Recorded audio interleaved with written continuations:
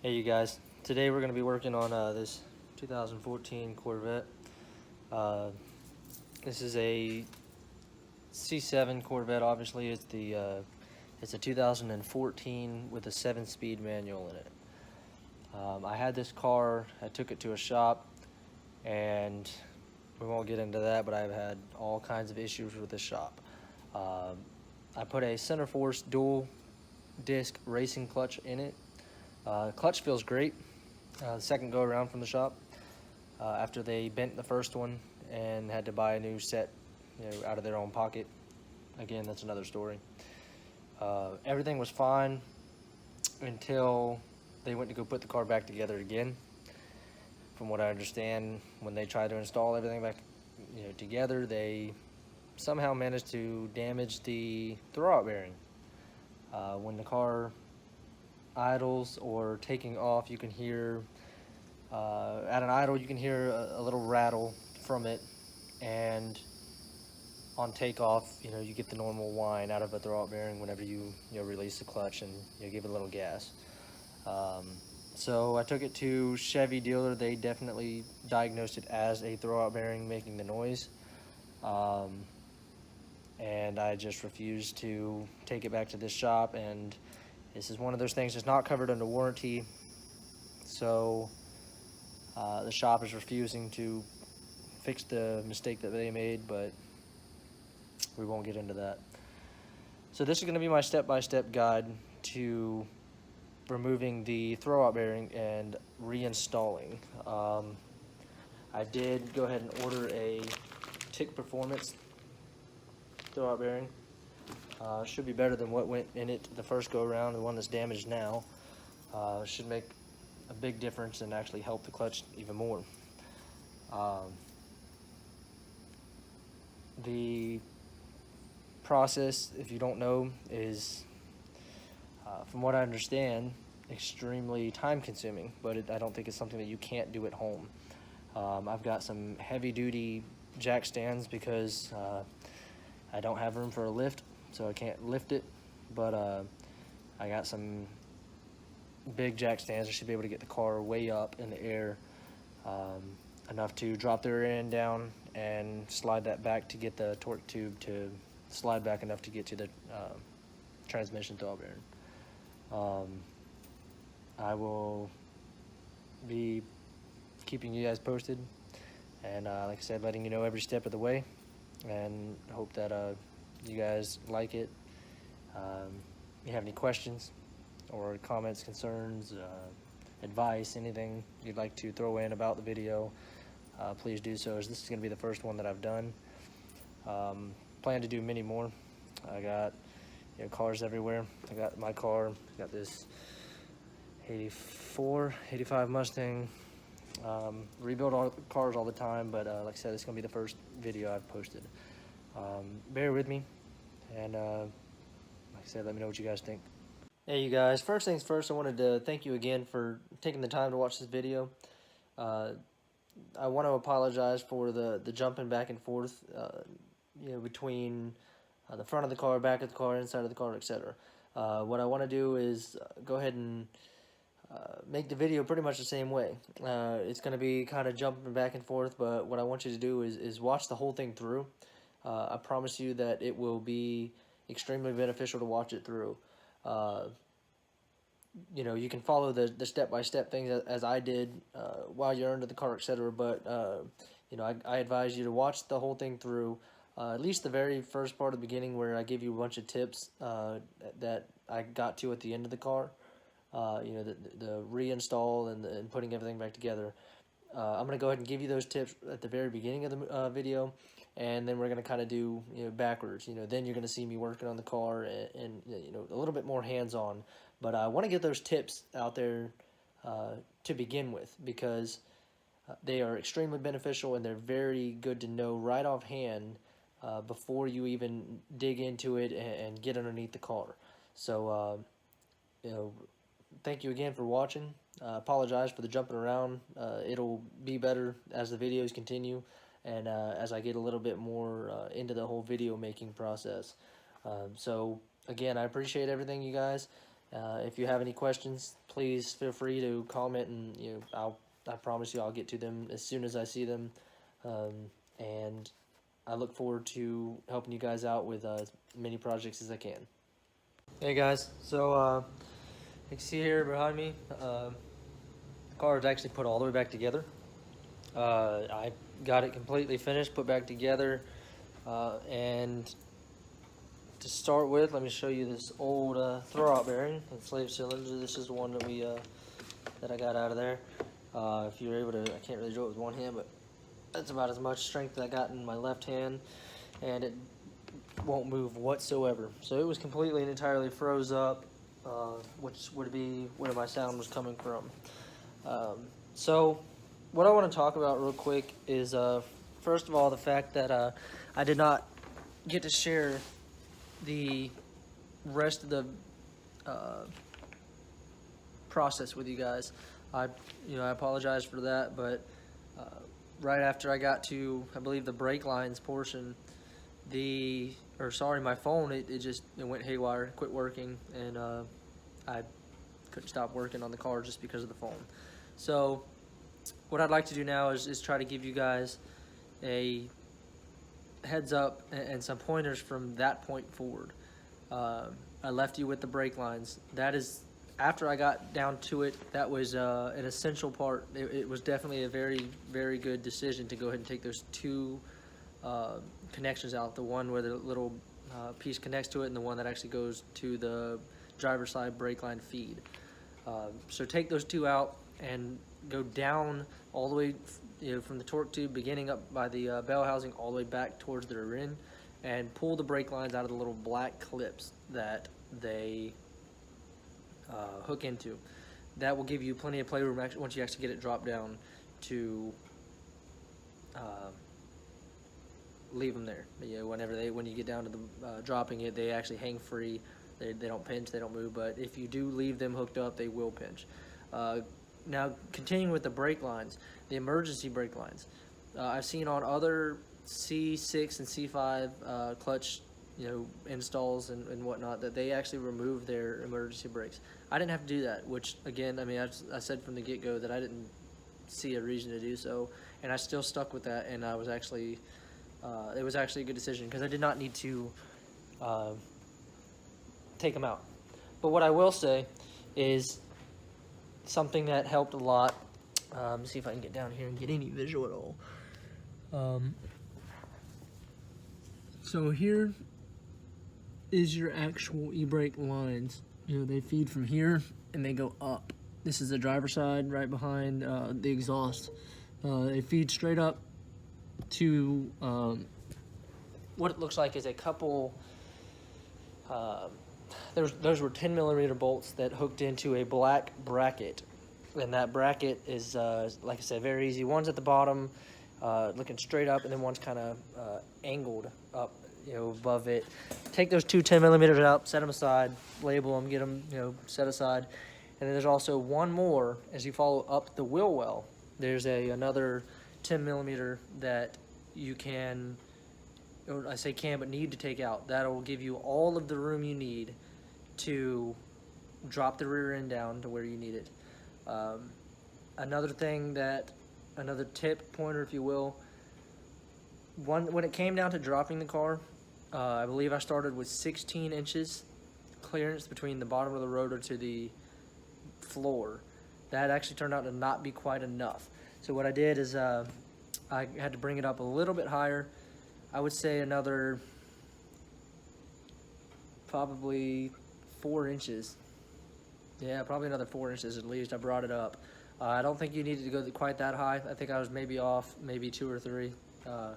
But you will need it. So I would say at least 18 to 19 inches from rotor to the ground is what you're going to need clearance-wise. Another thing that I ran into was once I actually got to the rear end removal, it was actually very simple. There's 4 main bolts that hold it up. You won't be able to miss them. 2 on each side. Those were 13/16. I used that.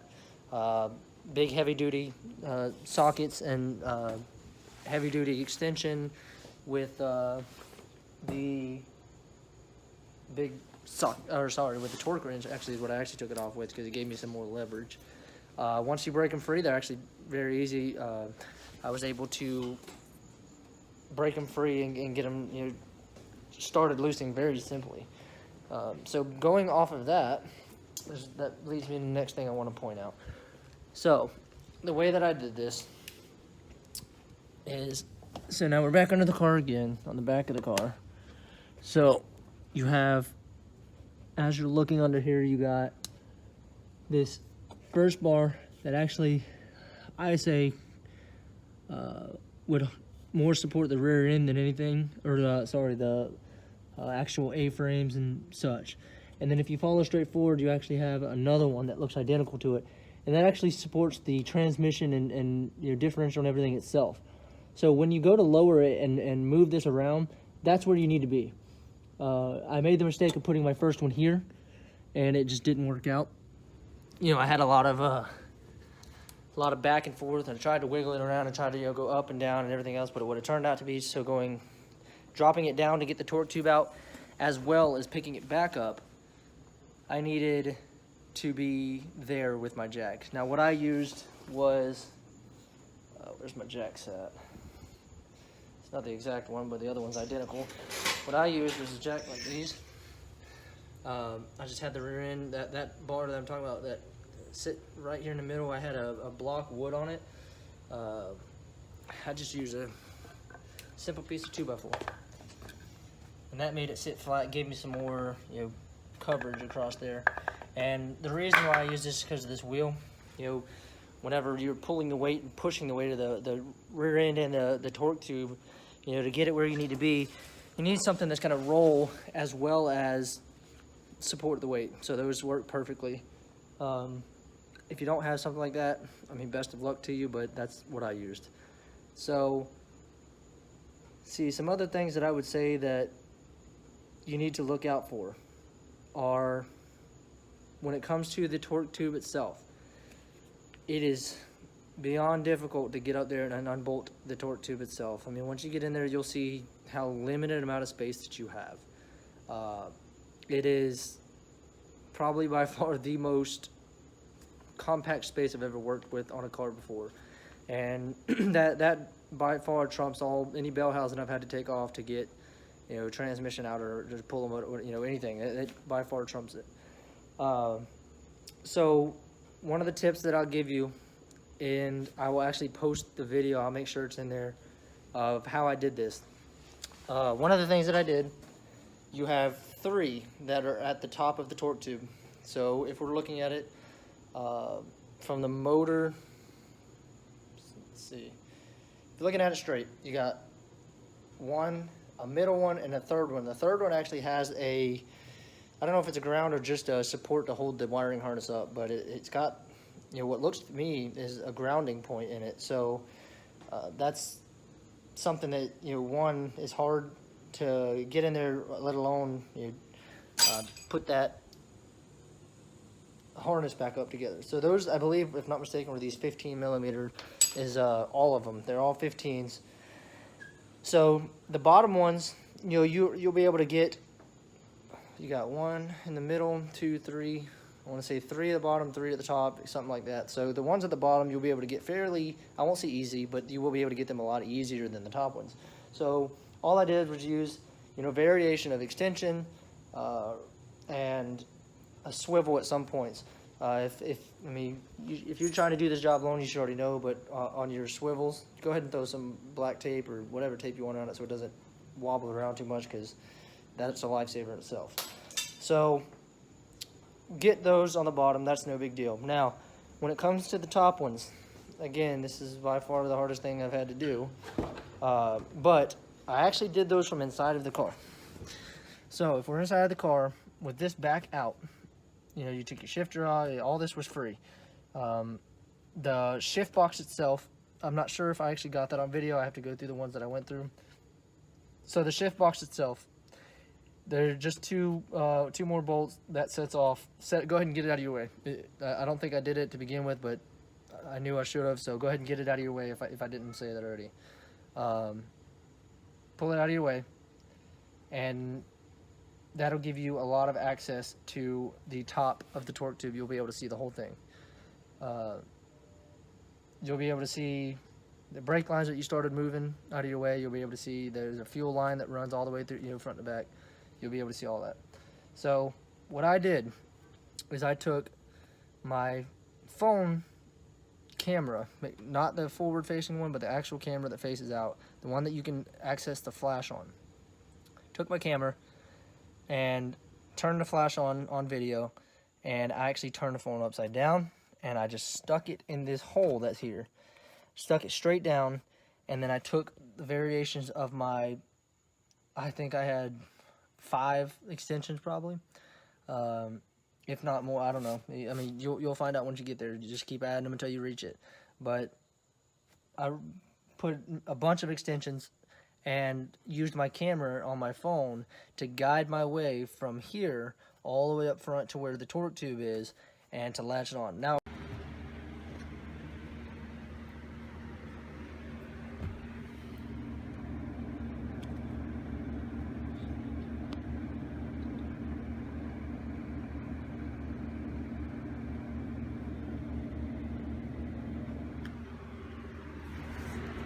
redoing it.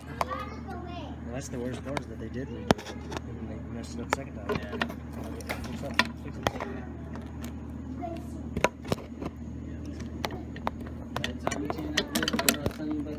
Yeah.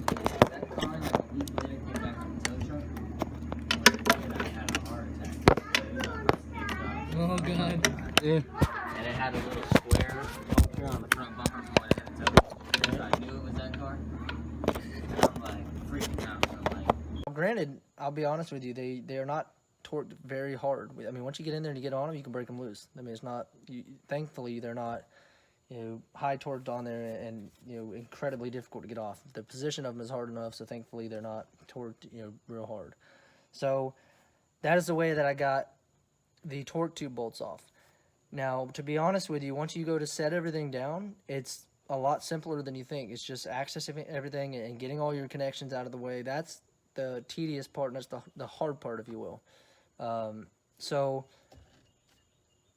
torque tube bolts, probably going to be the hardest part of everything you do, but that's going to help you tremendously if you follow that.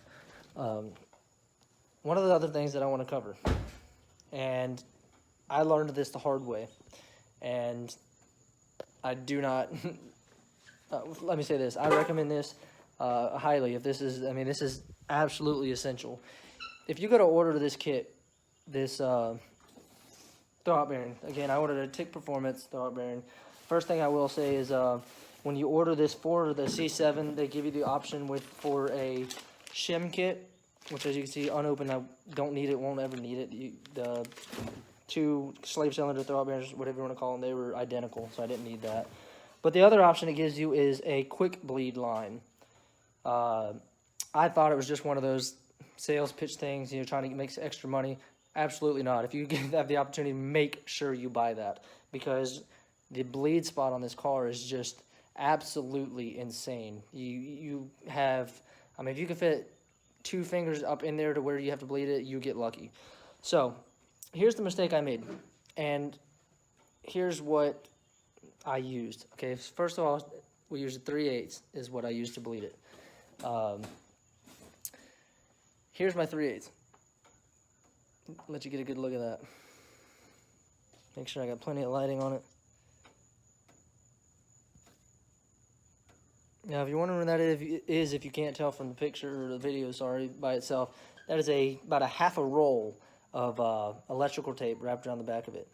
Now, the reason I did this, once we got everything put back together, and I'm saying everything went perfect, everything set back in, torque tube went in, everything, you know, everything guided in perfectly, got it set up, got all the way to the point of bleeding the clutch out.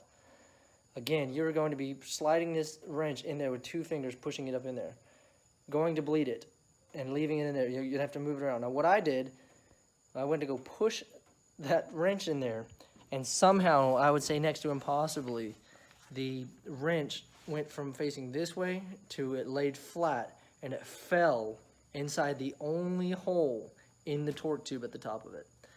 And I'll just flat out tell you, had to start from square one. Had to pull everything back apart. We had to pull the torque tube the rear end down, torque tube back out. I tried starting with just loosening the torque tube bolts, sliding it back just a little bit to see if it would drop out. No, it fell right into the bell housing. Can't get a hand in there. We had to pull the whole thing and start back over. Do not do that. Wrap whatever you're using with electric tape, whatever you got to do. Tie a string to it. I don't care what you have to do, but that electrical tape saved me big time second go around. But again, if you have the opportunity and you're watching this, buy the quick bleed valve or whatever that thing is called, quick bleed line, whatever it is, buy it. All right, guys, so another tip that I wanted to give you guys is the exhaust. Some of the guides that I've seen and the videos that I've seen, again, I've yet to find a single one on a C7, but on the C6s and stuff, I see that they take their actual manifolds down and they actually take almost all the way to the back, minus the actual tips and mufflers that hook to the tips. They take all that out. I didn't do that. I didn't actually have to. I feel like it would have made it a lot more convenient on the driver's side manifold. That would have definitely come in handy taken off because of the access to bleeding it. I feel like that could have been very beneficial, but I was already at the end, didn't see a point in doing it at that point. Also, where you drop the exhaust at the flanges, I just let it rest. I put a jack stand underneath it so that it wouldn't fall, but I never once had to take it all the way out. Now, with that being said, I don't even think that if you did take it out from the flanges back to the actual over the differential part, even if you took that portion out, I don't think it would save you from this, so I'm going to go ahead and point it out. When you go to pick the rear end back up after you've got everything done, your clutch, throwout bearing, whatever you're doing, once that's done, if you aren't careful, when you go to pick it up, so what you're going to do, let me restart. When you go to pick your rear end up to put the torque tube back in, it's going to be like a push forward and pick up type process. You're going to start with, sliding it forward just a little bit because you're watching your input shaft. Obviously, this takes two people. I tried doing the whole job with one person. That way you could do the same thing, but it was extremely time consuming. You could do it with one person. I don't doubt that at all. It would just have taken so much longer. So have two people, one underneath the car as you're pushing it from the back, and then one at the back to do the pushing. So you're going to watch that input shaft. You want it to line up with the center of your clutch system. Once it gets to the actual diaphragm or fingers, let me show you. Well, I've already got one out. So this is a racing clutch kit I have for my actual modified race car. So it's a good example. So once you're got your input shaft past this point, you just want to reach past here. Then you're actually worried about your center. That's where you need to line up and go all the way through to your pilot bearing. So once you get it through the actual diaphragm part, that's when you want to start raising it.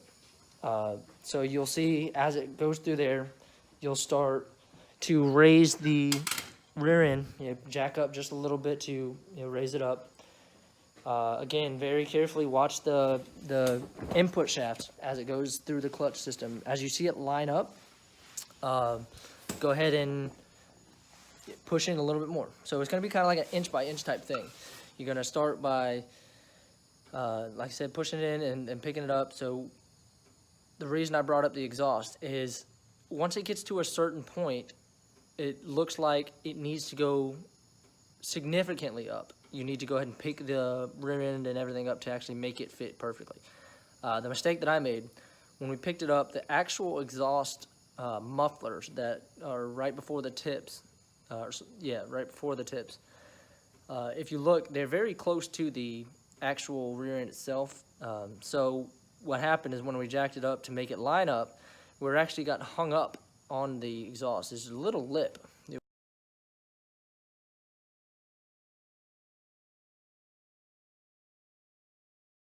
That looks like if you applied any kind of pressure, it would kind of just push it off, but it doesn't. It actually held it up and caused not only some confusion but frustration, and it took us a little longer. So tip there is to go ahead and move, not move it, but pull on the tips. Take your exhaust tips, the forward and the back, coming out of the back, and pull them out to you. And you'll actually feel the exhaust free up. So the person that's underneath the car will have to come back to the back with you at this point. Pull out on those exhaust tips. You'll feel them come to you a little bit, and then jack it up. You'll see it miss that little lip, and then you're free. Then they can go back under the car, watch what they're doing. You have free range to push, and you don't have to worry about the exhaust anymore. So again, this is all about timing and just being careful, because even shoving it and trying to move it around and doing it is not going to help you. It's got to be just right. So the easiest way to do it is push it, jack it up a little bit, push it, jack it up a little bit till it's even. So you're going to watch, once you get to the front of your torque tube where it's going to meet the bell housing, you have the 2 dial pins that actually meet and go in the 2 holes of the bell housing.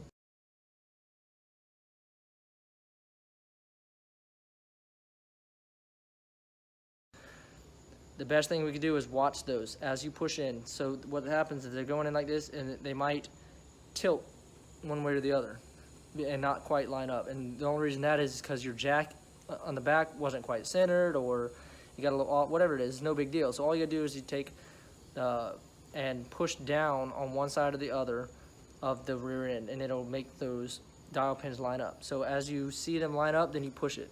See it line up, you push it a little more, and once one lines up and actually starts, then you just kind of make that other one angle up, push it in a little bit. Once they start lining up, jack it up and push it in. It's actually easier than what I thought it was going to be. So again, this was very time consuming, especially the fact that we had to go back and do it a second time due to me putting a wrench in somewhere that we had no idea could even fit. And I'll be honest with you, we went in there and I took another wrench just to see if it was possible, because I refused to believe that it actually went in there. All I know is I felt my hand slip and the wrench was gone. And it didn't hit the ground. I couldn't find it on top of the bell housing or torque tube or anything, so I assumed the only thing it could be is in there. So what I did is I took another wrench, same thing, 3/8, took another one out of my set over here, and I tried to push it in there. I had to force it, and not force it, but finagle it and make it perfect to fit in there. It did. It fit in there, but it had to have been perfect. So I don't know how, like I said, that's why I say impossibly it happened, because, I mean, I had to make it perfect to fit in there. But it did. It fell in there. So use that tip. Wrap the back of the 3/8 with tape, and just take your time. That's going to be a very frustrating point, because you're almost done. Everything's done. Everything's set in. But it gets very frustrating because it's so hard to reach. So again, I can't tell you enough, buy that quick bleed line. One of the last things that I want to go over with is all of those pieces of the harness that you're unclipping and pulling loose from the actual rear end itself. So we're on the passenger side. This is where I ran into it the most. When you're jacking the rear end back up, you'll see that the rear has dial pins built into the rear end itself that's going up. So once it's going up, you'll see those dial pins meet the hole that it's supposed to go into. The best thing that I could do, best advice I can give you, you'll have your jack on the portion that I told you that lifts the actual differential and everything up. That's where your jack's going to be. My best thing I can tell you is to get you another small jack, which I just used this little black one here, Walmart jack there, and went under the actual rear end itself, because you'll see it kind of sits down if you don't put anything under it. So when you're going to make that line up with those dial pins and get it set, get the rear end set back up, make sure you use the second jack and make sure it stays level, so it makes your back meet. It makes your dial pins meet a lot easier. It was actually fairly simple to get the rear end in. It really kind of went, once I learned that and seeing what to do with those dial pins, it was fairly simple. Only other thing is, like I was saying before, is the harnesses. All the pieces of the harness that you're unclipping, you need to watch those very closely as you're going back up with the rear end. One of the things that I ran into is, again, going back to the exhaust, one of the wires that I had unhooked, it actually got real close to pinching because I wasn't paying close enough attention. So all I did is let the jack down just a hair, was able to get it free. But just a good tip to look forward to is to make sure that you watch those. watch them closely. Make sure each jack, each couple pumps you do, look at your wires, look at each thing. It's going to take some time because we're doing it in our own, garage here, my house garage. So it took time, but if you want it done right, take your time, do it the right way, because each thing can start to get pinched and move around as you're, going up on a jack like we did. Alright guys, so as I'm getting this video finished up and trying to give you guys some pointers and references and stuff, I'm seeing a couple things that I might have missed, and a lot of that is going back to the fact that my phone quit working in the middle of the video. So I'm trying to give you guys every bit of information that I can give you to make sure that you have what you need to get this job done. So one of the things I want to go over is that when you're putting the rear end back up and you've got your dial pins set in and the rear end's bolted back up and you're actually to the point where you want to put your shock tower up and your A-frames and everything back up, I want to go over that real quick, because one of the things that I ran into is when I pushed everything back up, from the bottom of the rotor, I stuck a jack under it and went to go jack it back up. When I started doing that, something that I ran into was that I couldn't get that A-frame at the top to line up right. It was almost as if it was shifted back.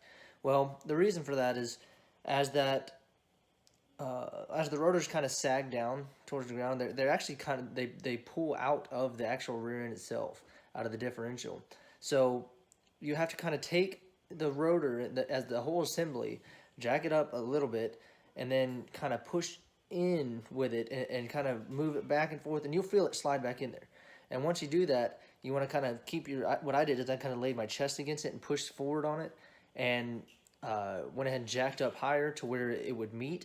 Then I started all 6 of those bolts. So you have the 4 on the A-frame, and then you have the 2 on the shock tower itself.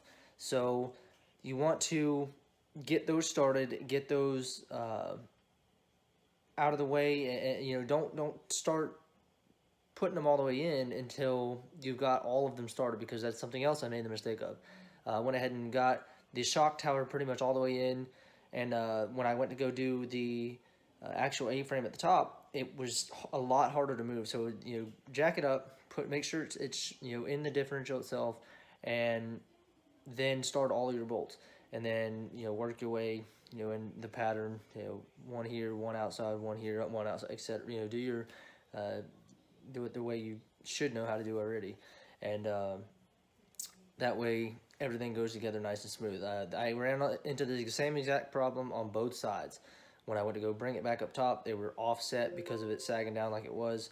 So like I said, follow that and it should work out fairly simply. Once I figured that out, it went smooth, so no problems after that. So do that and you should be good to go. Alright guys, we're back with the car. Right now we are up in the air. Try to get the best angle I can. Walk around. As you can see, I got the one jack there, jack stand. I got 2 under the front frame. Another jack stand, another jack stand. So I got 6 total jack stands under it. Main ones are being main weight of the car being supported by the middle. I was gonna throw some under the back just for safeties, just like I did the front, but that's where I'm gonna be working at, trying to get that out. So I'm not gonna mess with the back right now. I got the 2 jacks sitting there as safeties as well, just in case something happens. Can't have enough safety. So those are there just for safety as of now. If they get in the way, I'll pull them out of the way. I've already jacked them pretty much all the way down, and they're standing, or the car is sitting on the stands as of now. So I want to show you under the car to start with. I know we're going to be in some weird angles underneath this car. Start over here. So here's the actual bell housing. There's your clutch ports. Not sure if you really see anything in there. Yeah, a little bit. So what it looks like is we're going to be starting with all of these bolts. So looking from the front of the car, that's the back. Up here would be the front. got this plate goes all the way to the back to where the back of the exhaust is. 1, 2, 3. Looks like 12 bolts on each side, so a total of 24 bolts. I haven't got the size yet. Looks like there's a couple that are bigger than the rest. That is the first thing I'm going to take out. That way I can see the actual torque tube itself. Start with that and we'll go from there. Alright guys, one of the things I failed to mention to begin with the car being up, I actually measured from the ground to the bottom of the caliper there. I got, the rotor, I got 16 inches of clearance between the two. I honestly have no idea whether that's enough or not as of now. Won't know until we get to that point. Just wanted to point out that we're starting with 16 inches from ground to the bottom of the rotor. We'll see what happens when we get there. Going back to underneath the car, it turned out that these smaller bolts that we're looking at are a 13 on each of these, and then our bigger ones are a 19. There's only two bigger ones, one here, one on the opposite side. Now you'll notice one thing I like to do is a lot of labeling. Underneath the car, you'll never see it again unless it's on stands, on a jack, on a lift, whatever. So it doesn't really matter. Some people may see it differently. I don't know, but I like to label things just to be sure. We got B on each of these. We'll have the same thing on this one. B is for big. The big bolts that go there. The rest of them, are self-explanatory. They're smaller. We should know that once these come out, just by the pattern of the washer on the plate itself. But again, you can't be too safe. That's just the way that I like to do things, is to be 110% sure that I know everything that's going back. Okay, so like I said, we should know when we take these off that they're going each specific spot. But that's just how I am. Another thing that I'm going to do is, sure everybody already knows this, but again, this is an informative video. Trying to help everybody out, is Ziploc bags. That's what I'm going to use. I'm going to put each and everything in Ziploc bags, label those bags as to what goes where. That way when I go back in, I don't have to guess what bolts went where. I can't tell you how many times that I've gotten to the end of something prior to working on cars, or getting some experience in, and you have those 2 or 3 extra bolts, like, well, what did those go to? It sucks because, especially with a car like this, you don't want to miss anything. So I'm going to go with labeling each and everything, as far as putting letters on them so that I know different sizes of the car.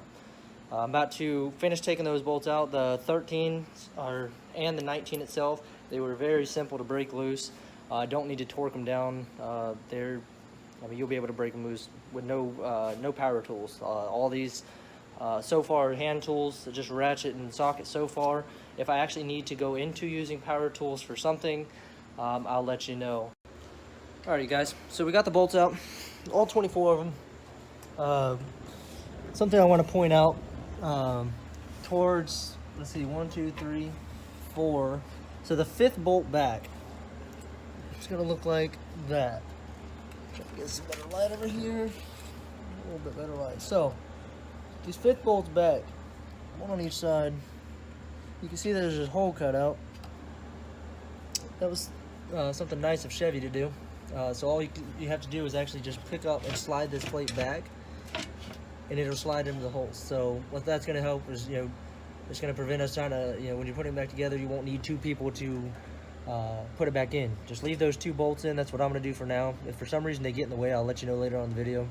But it looks like they're perfectly fine and where they're at. So once you get all the other ones out, all the way to the back, all the way to the front, the 2 19s, etc., everything comes out, you're going to want to leave these 2 on each side. That way when we go to put it back in, pick it up there, set it up there, slide it there, and then it holds itself up and supports its own weight. I'm going to slide that plate out, and we'll continue from there. Alright you guys, so we got that plate out. This is what it looks like sitting out of the car. The only thing you'll see under the car is exhaust at that point. Before we go any further underneath the car, We're definitely going to have to do some work back here at the back. We can go ahead and get that out of the way. Need to take the brake calipers off, set them up, zip tie them up out of the way, make sure that your lines aren't pinched. Need to take off your emergency brake cable. It'll have to be pulled out of the way. ABS sensor will have to be pulled out of the way. And eventually we'll get to the top, the shocks and the top bolts there.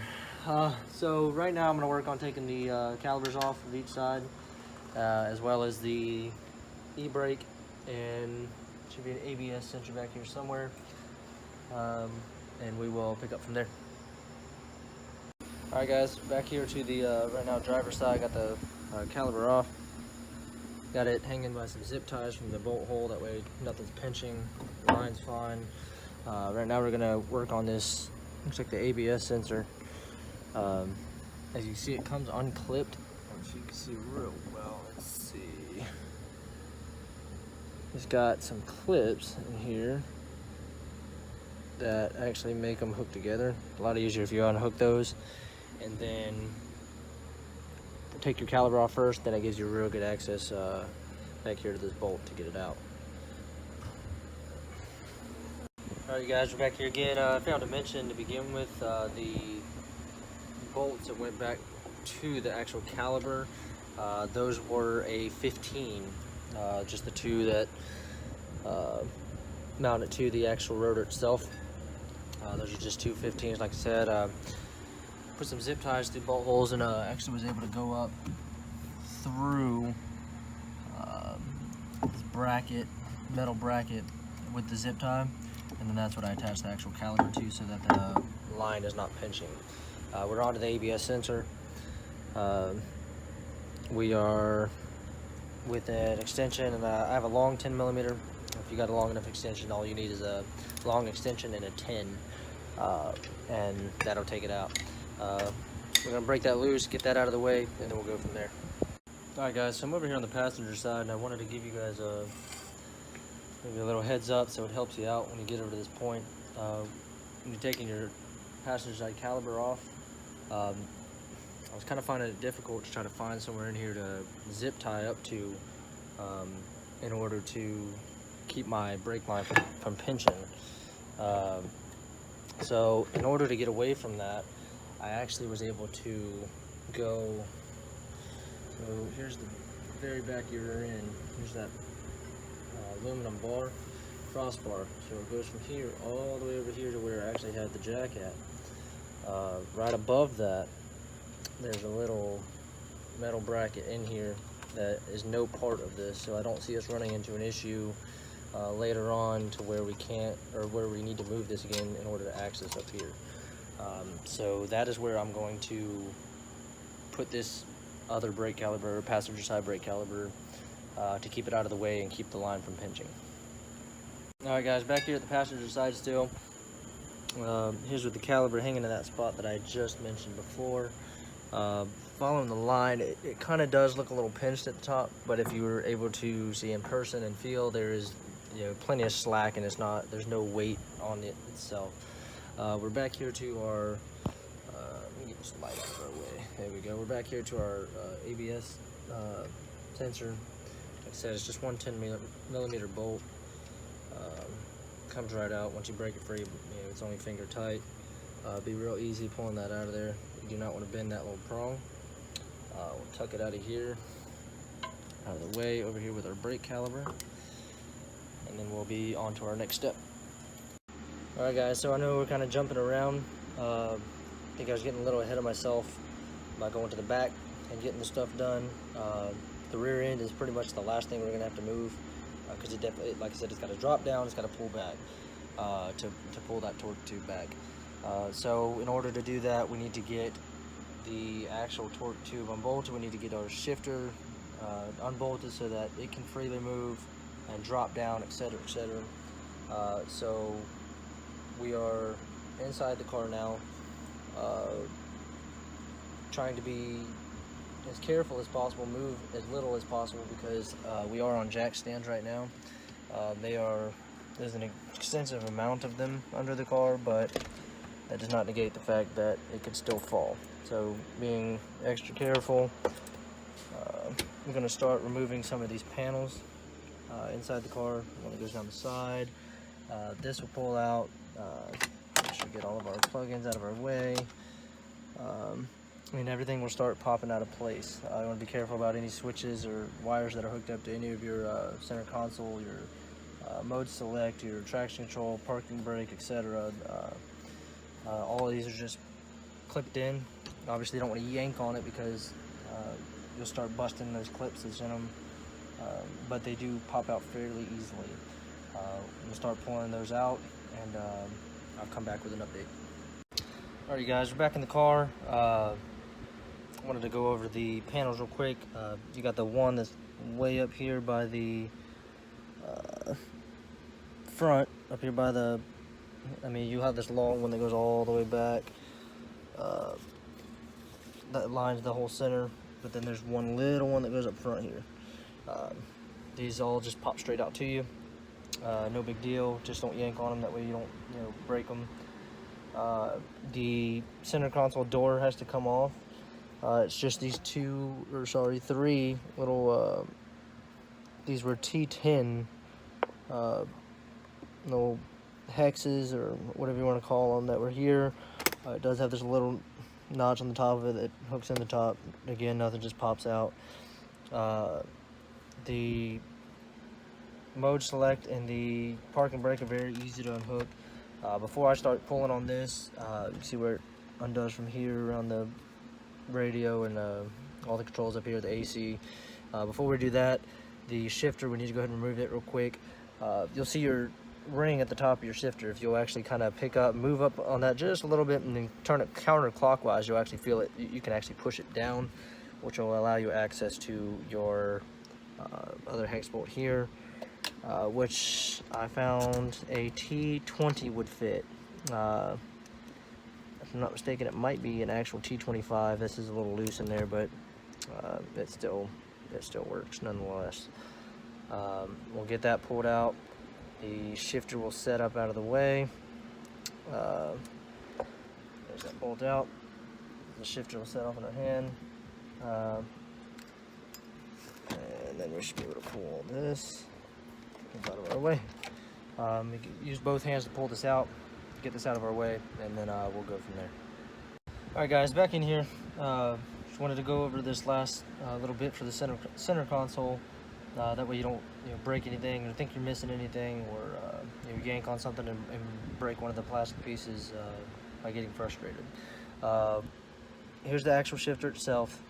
Once you've pulled everything off, you're going to have the one black one here is 10 millimeter, one here. All of these are 10 millimeters, so one here, one here. You're going to have the one that sits down right where your wires were, which you'll also have to unhook all these wires right here. They all just unclip the same. You'll have one here. If you're sitting in the driver's seat, be to the right of this one by the wires. Going back to where your door is, your center console door, you'll have this this piece here. You just lift up on it, pops right off. You'll have those last two 10 millimeters there. Once you get those two 10 millimeters off, you got all the rest of them off. Make sure your wires are unhooked, and you'll want to be careful. One of these wires here, I believe it's this one here, it's the one with the black clip. Once you pull them apart here, so go ahead and do that while on my video. Once you pull them apart, you have them here. This actually feeds all the way up to the front, if I'm not mistaken, so you want to be careful not to snag it when you pull this up. I'm going to go ahead and get these other two 10 millimeters out, pull this out, and we'll go from there. Alright guys, back inside, we got the entire center console out. Now we're looking at the actual shifter boot itself. If you'll see it, actually it's just this rubber cover. I'll pull this up out of the way.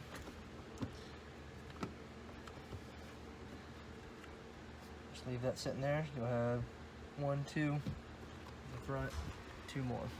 Hey guys, what's up? So we're here back with the car. New day today. So first thing that I think I'm going to start with today is I want to get a better look. I know I got some lines and stuff underneath here. There's the rear end. We're back at the front. First thing that I want to do is, I know for a fact I'm gonna need some better access up here to the actual torque tube bolts. You got the two here that you can see easily, got one up there, and I'm sure there's probably two up top. First thing I noticed that's in the way is this exhaust. So it looks like what I'm gonna have to do is pull them from at least, I'm gonna start up there here where it meets the actual manifold. I'm gonna start there, I'm gonna bolt those. I know that I have this mount back here that connects the exhaust to the transmission itself, the rear of the transmission where the end of the torque tube is. So I'm gonna start with those up there at the manifold and here at the back. I'm hoping that drops it down enough to where it will set down far enough to get this heat shield out. This heat shield is just held in by some of these black, plastic clips, as well as I'm looking further in, right up in behind the converter. It looks like about an 8mm up in there. So, like I said, I'm gonna start with removing the bolts up there by the manifold, and then the one that connects the mount back here, the hanger for the exhaust, to the transmission back here itself. Hoping that gives me enough play. Might even try to remove these, see if I can pull the whole entire middle out, and we're gonna go from there. So we'll start with that. I'll let you know how it goes. If I run into any complications, I'll make sure to note that. I'm gonna get started on that and we'll go from there. Alright guys, I want to give you guys a quick update before I go any further. I've actually changed it up a little bit the way I want to try to do it. These flanges seem to be fairly easy to loosen and pull apart, as well as the ones back at the back. Back here, you got one here, and obviously one here, and then the mount itself. Trying to get a better picture. Y'all have to excuse me being on a phone camera. So this mount, you get your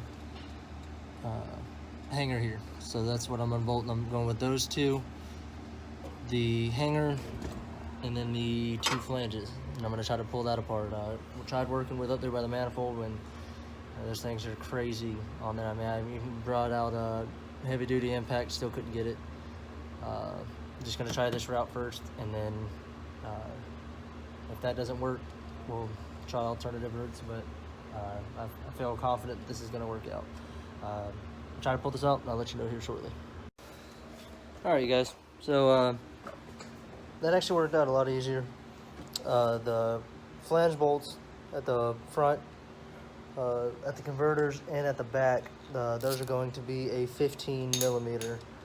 The ones that actually hold it, the hanger up to the back of the transmission, those are a 13mm. One thing I'll note, and as you can see, I did not expect it to come just falling out of there. I actually expected it to kind of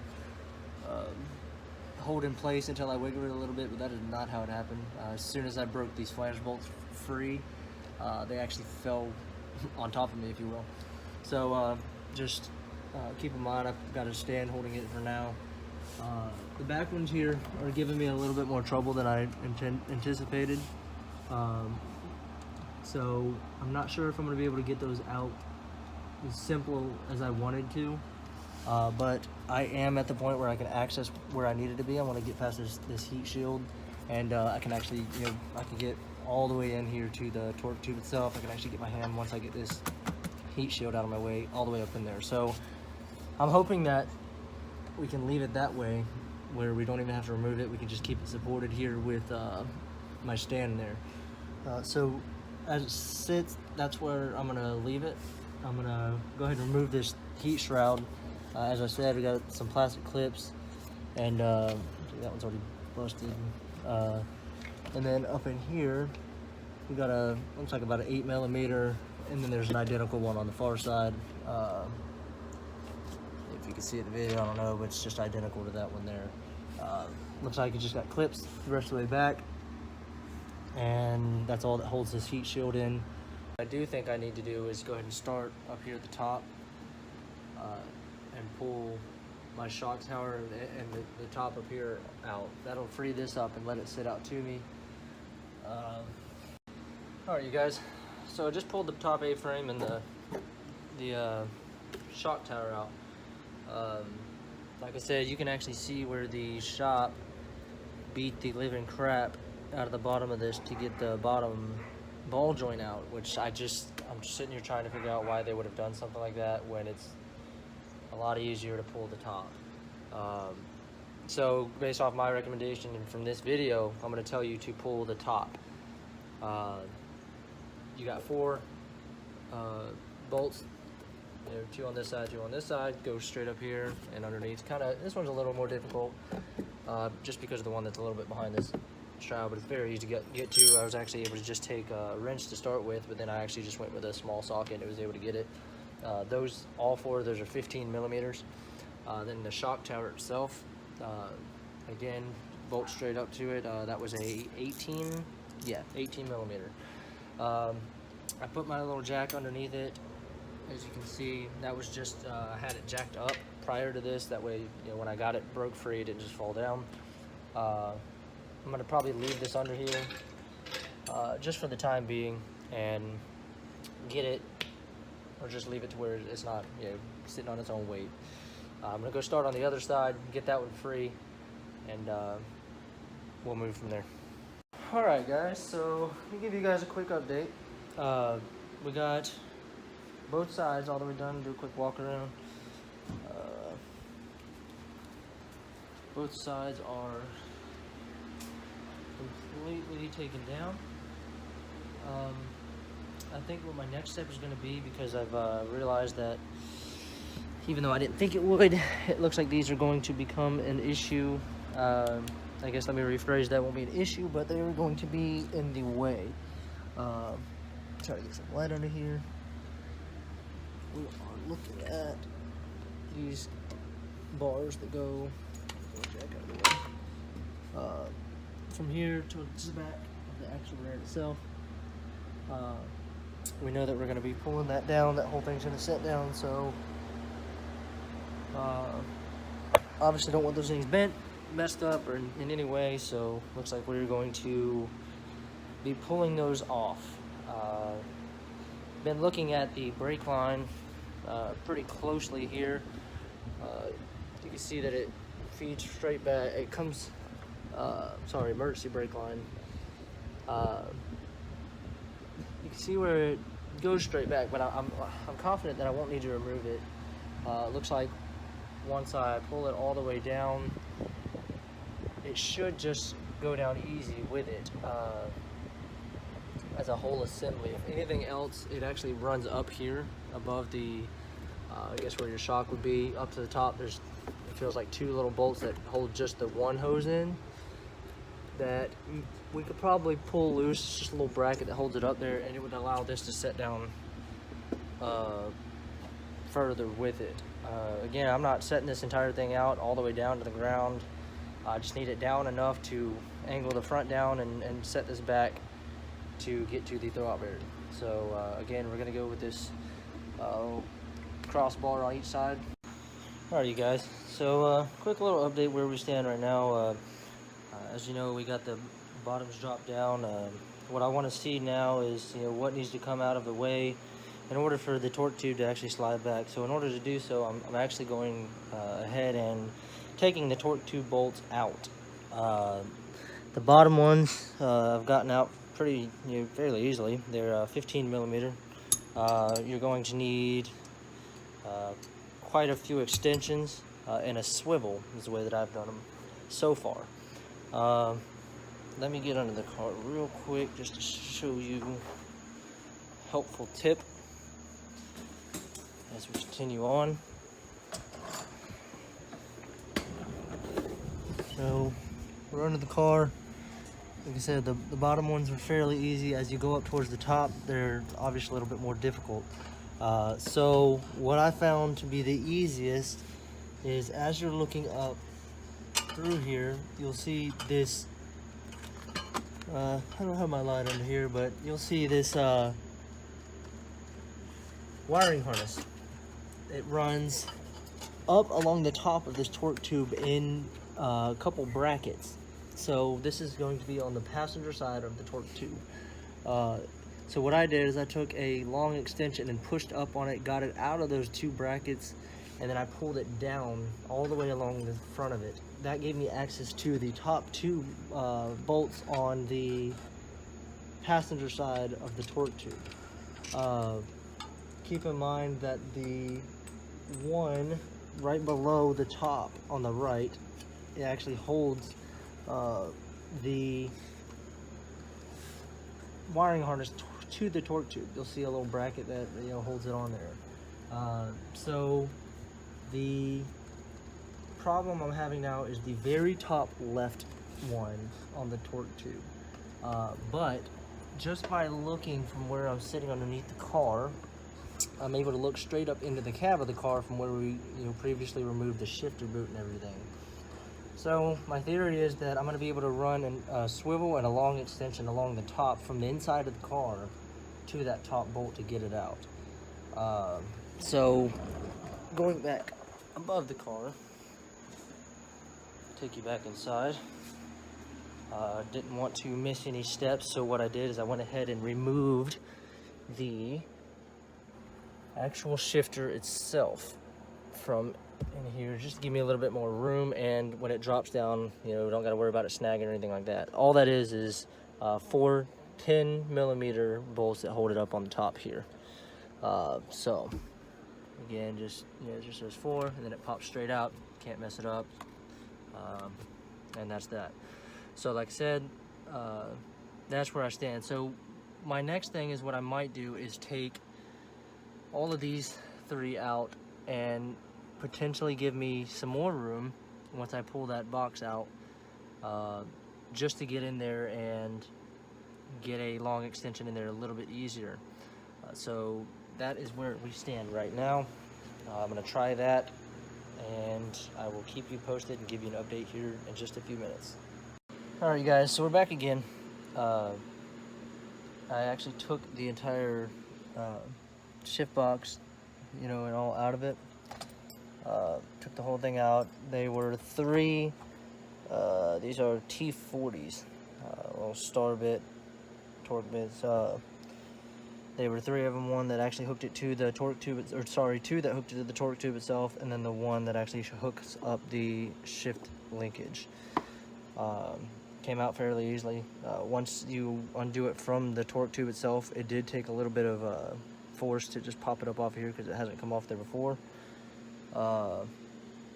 So I tried to feed my extensions in this way to get to there, which was actually working, believe it or not, with a swivel on it. But once I was underneath there, and because I was alternating going from here underneath the car, trying to adjust, going back and forth, I actually found that if I pulled just slightly on the lines that are running on the driver's side of the torque tube, if I pulled them over just enough, I could actually see it. I'm going to tell you, it's very difficult to see in there. I could barely get a light in there and not take up the space to see the bolt itself. So I was actually blindly feeding in there to get to it, and I landed on it and was able to break it free from the bottom. I had probably 4 or 5 extensions. I was almost, back here. Well, no, yeah, I was a good ways back. We'll put it that way. You can put however many extensions it takes to get back there to it, and give yourself some room to actually twist your ratchet. All this was done by hand ratchets, no power tools again. So that was definitely probably the most difficult part so far, was getting that top torque bolt out. That being said, that is all of the torque bolts out. Now I'm gonna go back to the rear of the car, make sure I got all the lines that I need out of the way, and I think that I will be ready to start dropping the rear end. Once I do that, I'll stick a jack underneath this end of the torque tube. I'm gonna have one underneath the transmission itself, and then I'm gonna have 1 or 2 on the rear end. So let me get reset here, and I'll let you know where to go from here. Hey guys, so something I wanted to go over real quick is the actual slave cylinder itself. This is the old one that came out of it, but the brand new one looks identical to it. First things first, when you go to remove it, you're going to see these 2 holes. You got one on each end of it. They're just 10 millimeters. They're not torqued in there by any means, so whatever you do when you put it back in there, don't torque it down to where you strip it.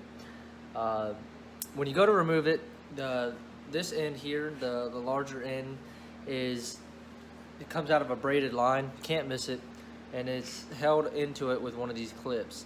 The easiest thing that I found I could do was just to take a flathead on the actually on this end, not the closed end, the actual open end, and push up, and you'll see it kind of free up on one side, and then just take your flathead and push up on the other end, and it'll pop right out. And you just pull the line. On the new one, this line actually comes separate from the kit in the box, so all you do is take it out, take the 2 caps off the ends. I left this one on obviously until I got right at the end and putting it in the car, but take the small end off, push it in, you'll feel it seat in there, and then just put your small clip in it. Now when you go to bleed the system, like I said, if you can, go ahead and buy the quick bleed line before you start this job. It'll be a tremendous help. Otherwise, you're going to go through the same hardship that I did to bleed it. Other than that, removing and reinstalling the slave cylinder itself, about a 2-minute job. You unbolt, bolt it back in, put your line in, and keep your line fed to the top. You'll see the little black bracket, or however you want to clip, whatever you want to call it, that the actual braided line hooks into.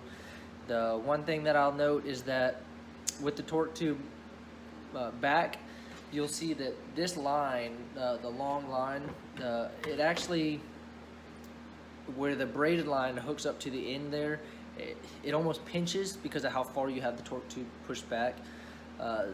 It didn't cause any problems whatsoever, and it didn't even pinch, I will say, but I would say if you were to push the rear end back further, it may have run into a problem where you would have pinched it, but it was just enough where it was sitting there in an angle, and was perfectly fine until we pushed the rear end torque tube back up to meet the bell housing. Then it sat perfectly. Then all we did is just pushed it in above the torque tube, and then the line itself met with that black plastic clip that's already on the torque tube itself, and it went perfectly. Just wanted to cover that before you go to take yours out and put it back in, and we will keep going from there. Alright guys, right now I'm underneath the car. I'm actually right underneath the transmission, running front and back, make sure I got all my lines unhooked and wires unhooked, clips unhooked, etc., etc. That way, I don't pull anything whenever I drop this down. I got one clip right here that is on the, maybe a certain light in here. See it up there with the red tab on it? That is on the passenger side of the transmission. What I had to do was get kind of up in here with a flathead and pop the tab out towards the frame of the car. A little bit of a hassle with the way that that's positioned. Hopefully yours is turned in a different angle, makes it a little easier for you, but just push that tab out, pull it out to you. On the driver's side up here, if you reach up and you can follow this line here straight up, you'll feel pretty much towards the top, you'll feel another, it's got like 2 prongs on it. Just kind of pull up with your fingernail, pull backwards on that, and that'll get it out of your way. What I'm going to do is I'm going to go ahead and cut these zip ties out of my way. Go ahead and pull this out, that way this doesn't snag or get caught on anything as I pull it apart. That way I can also make sure that nothing else is connected to this harness that's connected to the transmission or rear end that could possibly snag. So I'm going to get those cut, get that out of the way, and then we will move on from there. Alright guys, so I know it's getting a little repetitive. The first round one we took out, we know went right there to the right side of it. There's actually one that goes back behind it as well. If I can get up in there where you can see it. Right here. I got you pulled up on it. Be able to access it. Same type of clip. Looks like it just with the tabs, pull up, pull back. That was it on that one. And I believe that is it. I'm gonna keep going back, make sure I get everything pulled, and if I find anything else that needs to be pulled, I will update you as I go along. Alright guys, just to give you a quick update as to where I'm at now. Directly underneath the rear end, closer to the driver's side. If you look straight up, try to get the best angle I can in there, you'll be able to see right in here is where I got the brake line. You'll see this is where the I don't know if you'll be able to see or not on video, but up in here you'll see that little connection piece. That's for the passenger side brake line, and then the driver side connects right behind here. What I'm going to do is just connect them both right there, because I've looked and it just looks to me like even though I've loosened all these connections all the way back towards the front of the car and even right here, it just looks like it might pinch them, and I do not want to replace brake lines when I don't need to. It's just so much easier to go ahead and release them now and bleed them out later and get that out of the way. So as it stands, that looks like the last thing I'm going to be removing before I put some stands underneath the rear of this and start trying to work on these what look to be about 19s or 20s that actually hold the rear end up. So I'm gonna unhook the brakes here, do one final little sweep, check for lines, etc. Go up to the front, do a little sweep again, and I'll let you know where we stand here shortly. Alright guys, so that's going to be the end of this video.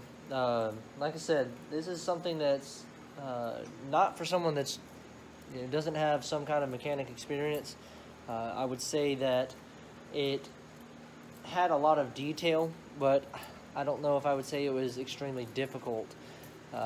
There were some portions in it to where it didn't necessarily require two people, but I would highly recommend two people to do the job, especially when it comes to washing your input shaft, go up into the clutch itself and meet with your pilot bearing, etc.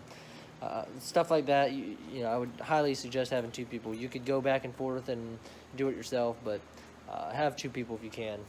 Another thing is just to watch your connections. One of the things that I actually missed right off the bat was whenever I hooked everything back up and I got the car started, the first thing I did was throw a code for my rev match. There was I guess a miss or electrical problem, whatever. So what it was is that I actually missed the very top plug on the transmission. So take your time. We all make mistakes. I'm here to admit it. That was a mistake that I made and didn't hook it back up. Turned the car off, hooked the connection back up, and cleared the codes, and it never popped back up. Car runs perfect. Drove it around the block and down the road, and I've actually made about a 50-mile trip today with it. Drove perfect, shifts through every gear perfectly. No codes, no lights, nothing. It's a dream now compared to what it was. So like I said, I really appreciate you guys watching this. I hope it helps you. I hope I went into enough detail to make it doable for you. This job cost me $2,600 at the shop, labor-wise. That was without me buying the part. So if you're going to do this job, or if you're trying to save yourself that amount of money, I'm here to tell you can do it. It's going to take you some time. If you stayed on it straight, you could do this in 2 days. I believe it took me 4. I was on and off and just doing it in the evenings. So I think you could do it in 2 days if you stayed on it. And had 2 people. You can do, I would say 90%, if not 95% of it, you can do it by yourself. When it comes to bleeding the clutch and some of the moving around with the torque tube and the rear end stuff, you know, I would say use 2 people. But I would say 90 to 95% of the job you could do with one just by yourself. So with that being said, this is going to be the end of this video. As I said from the beginning, this is my first one. So if you guys leave some feedback as to, you know, what I could do better next time, or just any questions, just go ahead and post those for me.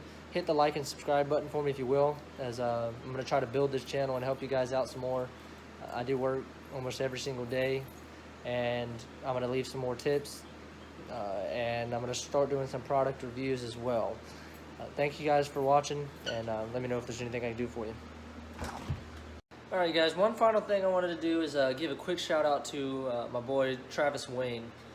He came over and helped me do the hard part. He was the one that was here whenever I managed to drop the wrench into the torque tube itself, where we had to pull everything right back apart and start back from square one. I wanted to give a big shout out to him for coming over and taking the time to help me out and getting through this job. It would have been about 100 times worse had I not had him here, so I appreciate that, man.